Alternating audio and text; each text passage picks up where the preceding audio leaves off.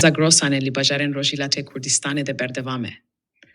Cingeh Parpêz û hogirên Xwezaya Kurdistanê û parêzerên Cingeha Kurdistanê li hewlên Mîçit de bernameya Zagrosanê bîrê ve dîbin û vê carê jî li gundê nê, xelkê û çalakvanên Cingeh Parêz ên endamên Rekhîrava Keska Çiya, Rekhîrava Milekeva Pençwenê û Gîrupa Çiyagiriya Sorkev a bajarê Banê, şênê û dendikên berûyan çandin. Hervîsa li bajarê Eywanê ser vî parêzgeha Îlamê, xelkê Cingeh Parêz bi awayekî berfî re şêne û dendikên darên berûyan çandin. Hervîsa encumena Keska Çiya ya bajarê Merîwanê, dendikên darên berûyan li beşek jî daristanên ku hatîbûne şevîtandinê de çandin. Hervîsa li bajarê Sinê de jî aliyê xelkê Cingeh Parêz û Gîrupa Çiyagiriya Kela Hesenawa ve li bilindahiyan de tevî pakîçkirîna Cingehê bi awayekî berfî reh dendikên darên berûyan çandin û hervîsa rêw resmeke bi şana Cingeh Parêziyê lîdar xistin sirûdên vek, ku avêtên awa key strandin û veneyên şehîdên Cingeha Kurdistanê bilind kirin.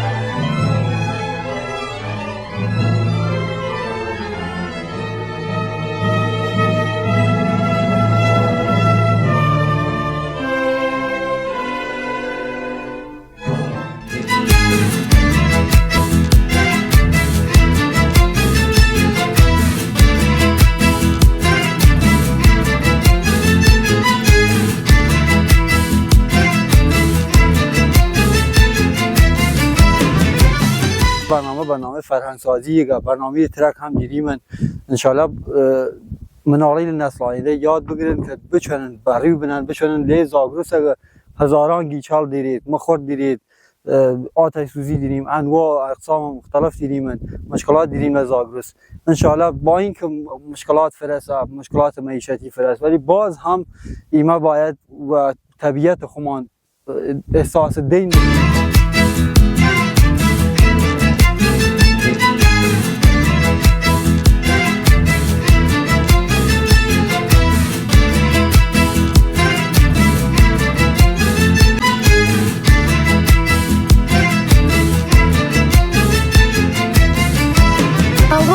مرة احیا کردن کویل زاگرس مل هم کلاسی لو حسنی لخوام خواهش کم هر موقع وقت داشتم بان رای کیو دار بری بنن ایمام رو هاتی منسا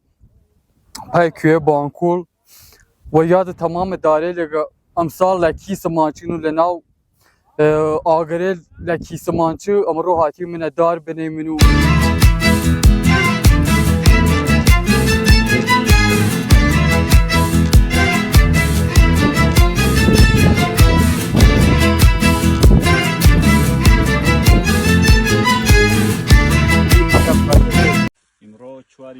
نوامبر 2725 کردی گروپی شاخوانی هاوریانی چیا هاتین بو هەڵمەتی زاکرۆسانە لە دەشتی بناوەشڵێ